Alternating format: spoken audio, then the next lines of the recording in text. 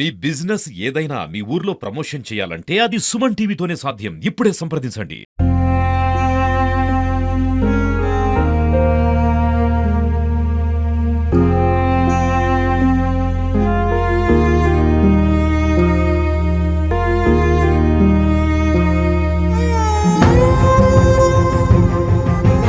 Welcome to Suman TV. నేను మీ మునుస్వామి. ఎమ్మిగనూరు పట్టణంలో leather society ఆస్తుల సంరక్షణ కోసం యాగమ్మ అనే ఒక యోధురాలు తుది శ్వాస ఇడిచింది. ఆమె చివరి కోరిక లెదర్ సొసైటీ ఆస్తులు షేర్ హోల్డర్స్కి దక్కాలని. ఎమ్మెల్యే గారు ఆమెను పరామర్శించడానికి వచ్చారు. వాళ్ళ లెదర్ సొసైటీ ఆస్తులు షేర్ హోల్డర్స్కు దక్కుతాయో లేదో తెలుసుకునే ప్రయత్నం మనం చేద్దాం. సార్ చెప్పండి సార్, లెదర్ సొసైటీ ఆస్తులు అన్యాక్రాంతమయ్యాయంటే వీళ్ళు 28 రోజులుగా రిలే నిరాహార దీక్ష చేశారు. వీళ్ళ ఆస్తులు వీళ్ళకి దక్కే అవకాశం ఉందంటారా సార్? ఖచ్చితంగా అండి. ఇప్పుడు ఏదైతే మీరు చరిత్ర తీసుకుంటే పద్మశ్రీ మాచాని సోమప్ప గారు ఒక గొప్ప ఆశయంతో ఈ ఎమ్మిగనూరులో ఏ మంచి పని చేసినా కూడా అన్ని వర్గాలకు సంబంధించిన వ్యక్తిగా ఆయన ఒక ఆలోచనతో కొన్ని సొసైటీలు పెట్టడం జరిగింది. ఇదేదో చేనేతలనే కాదు, ఎస్సీలనే కాదు, ఇంకోరని కాదు. కానీ ఇక్కడ లెదర్ సొసైటీలు వచ్చేసరికి వృత్తిరీత్యా కావచ్చు, అదే రకంగా ఆ యొక్క కళ ఏదైతే ఉందో లెదర్కి సంబంధించింది దళిత సోదరులు ఎవరైతే సోదరీమణులు ఉన్నారో వాళ్ళు షేర్ హోల్డర్స్గా ఉండడం ఒక పూర్వవైభవం. గతంలో కీర్తిశేషులు నా తండ్రి బివి మోహన్ రెడ్డి గారు ఉన్న రోజు నుంచి కూడా ఆ సొసైటీ అద్భుతంగా ముందుకు పనిచేయడం జరిగింది. మరి కొన్ని కారణాలంతరం ఎందుకంటే నేను 2013 ఈ ఎమ్మిగనూరుకు వచ్చేటప్పటికి కూడా నాకున్నటువంటి అవగాహనతో కూడా ఇప్పుడు దాదాపుగా ఆ టైంకే ఈ లెదర్ సొసైటీ పూర్తిగా మూలపడడం జరిగింది. మరి ఆ రోజు నేను కూడా ఎమ్మెల్యేగా 2014-19 గెలిచినప్పుడు అది స్వతహాగా ఈ సొసైటీ యొక్క కార్యాచరణలో కానీ దాని యొక్క పనితీరులో కానీ ఏదైనా లోటుపాట్లు ఉన్నాయేమని ఇప్పుడు నేను కూడా ఆ రోజు 5 ఏళ్ళు దాని మీద పెద్ద దృష్టి పెట్టలేదు వాస్తవంగా. కానీ 19 తర్వాత నా ఓటమి మన ప్రభుత్వం పోయిన తర్వాత నేను ప్రతిపక్షంలో ఉన్నప్పుడు పూర్తిగా కూలంకషంగా అసలు ఏం జరుగుతుంది ఏమని దీని మీద దృష్టి పెడితే ఇక్కడ ఎవరైతే షేర్ హోల్డర్స్ ఉన్నారో వాళ్ళందరూ బ్రతికుండంగానే సొసైటీ బైలాస్కు విరుద్ధంగా అక్కడి నుంచి మళ్ళీ ఆ షేర్ హోల్డర్స్ని బదలాయించుకోవడం, వేరే యాజమాన్యం అక్కడ ఎంటర్ కావడం, అదే రకంగా వేరే వాళ్ళకి లీజుకి ఇవ్వడం, అసలు ఈ సొసైటీనే లెదర్ సొసైటీనే లేదనుకుంటూ ఒక భ్రమ కల్పించడం, ఒక పక్క యాక్టివ్గా వేరే వాళ్ళకి లీజ్ ఇచ్చి అక్కడ జరుపుతుండడం, ఇవన్నీ జరగడం జరిగింది.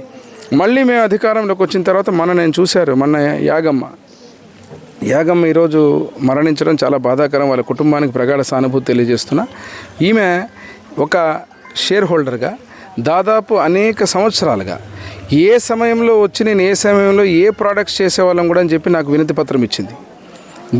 నేను ఈ టైంలో ఉన్నాను, ఈ టైంలో ఉన్నాను. మరి అక్కడ యాజమాన్యం కావచ్చు, ఆ రోజుల్లో ఎవరైతే ఉన్నటువంటి వ్యక్తులు కావచ్చు, వారు చెప్పడం చాలా దుర్భాషలు ఆడడం కానీ, చాలా అవమానకరంగా ఇబ్బంది పెట్టడం కానీ, ఈ రకంగా ఆస్తులు అన్యాక్రాంతం చేస్తున్నారని ఆవేదన వ్యక్తం చేసినప్పుడు వాళ్ళని కరెక్ట్గా దాన్ని డీల్ చేయకపోవడం అనేది పూర్తిగా ఇబ్బంది అయిపోయిందని చెప్పడం జరుగుతుంది.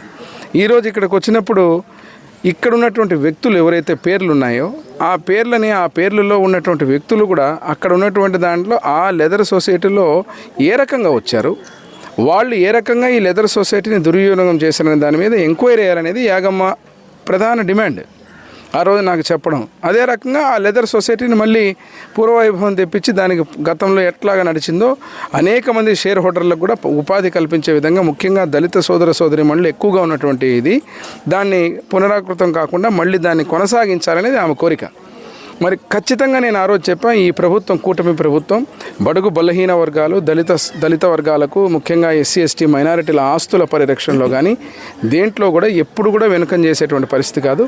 ఖచ్చితంగా నా తండ్రి బివి మోహన్ రెడ్డి గారు ఆ రోజు ఎలాగైతే ఆ లెదర్ సొసైటీని ఆ సమయంలో సోమప్ప గారి ఆశయాల్ని ఖచ్చితంగా కొనసాగించారో అదేవిధంగా మళ్ళీ కూడా దాని మీద చర్యలు తీసుకుని ఎవరైతే అన్యాక్రాంతం చేయాలని చూసిన ఆస్తులు లేదా ఆ సొసైటీ యొక్క పనితీరుని తప్పుదోవ పట్టించిన దీని మీద ఒక ఎంక్వైరీ వేసి ఆ ఎంక్వైరీతో పాటు ప్యారలల్గా ఈ సొసైటీని అభివృద్ధి చేసే విధంలో కూడా వడివడిగా అడుగులు వేయడం జరుగుతుందని చెప్పడం జరిగింది.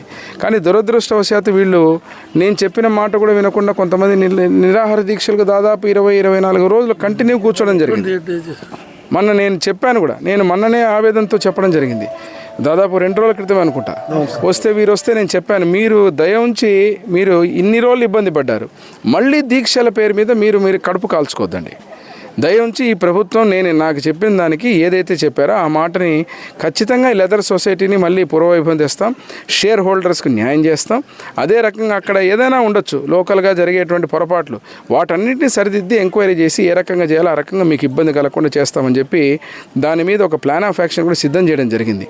కానీ ఇంతలోపునే దురదృష్టం ఈరోజు ఆవేదనతో ఆమెకు ఆరోగ్యం బాగలేకపోవడం, నాకు ఆ రోజు రిప్రజెంటేషన్ ఇచ్చేసరికి పాపం వికలాంగురాలు, మహిళ, దళితురాలు, ఆమె దళిత వర్గానికి చెందిన మనిషి. మా తండ్రి బివి మోహన్ రెడ్డి గారితో కూడా అనుబంధం ఉంది. ఆ రోజు నుంచి జయమ్మ, యాగమ్మ ఇక్కడికి వస్తే, ఈ వార్డుకు వస్తే మా తండ్రి గారు పేరు పెట్టి పిలిచేవారని చెప్తున్నారు. మరి ఇటువంటి పరిస్థితుల్లో ఆమె మరణించడం అనేది చాలా బాధాకరం. కానీ ఎట్టి పరిస్థితుల్లో నేను ఒకటే చెబుతున్నా, యాగమ్మ ఆత్మకు శాంతి కలిగే విధంగా లెదర్ సొసైటీకి సంబంధించి ఖచ్చితంగా ఆ సొసైటీకి న్యాయం చేయడం జరుగుతుంది. షేర్ హోల్డర్స్కి కానీ అదే రకంగా నిజమైన హక్కుదారులు ఎవరైతే ఉన్నారో ఆస్తులు అన్యాక్రాంతం కానీయం. అదేవిధంగా ఇక్కడ ఏదైతే దళిత సోదర సోదరిమణులు ఆశిస్తున్నటువంటి ఆ సొసైటీని మళ్ళీ పూర్వవైభవం తెచ్చి తీరుతామని తెలియజేస్తున్నాను. ఇది ఇక్కడ పరిస్థితి. ఖచ్చితంగా లెదర్ సొసైటీ సభ్యులకు న్యాయం చేస్తాము అని ఎమ్మెల్యే గారు తెలుపుతున్నారు. కెమెరా పర్సన్ షానుతో మునుస్వామి, సుమన్ టీవీ, ఎంగనూరు.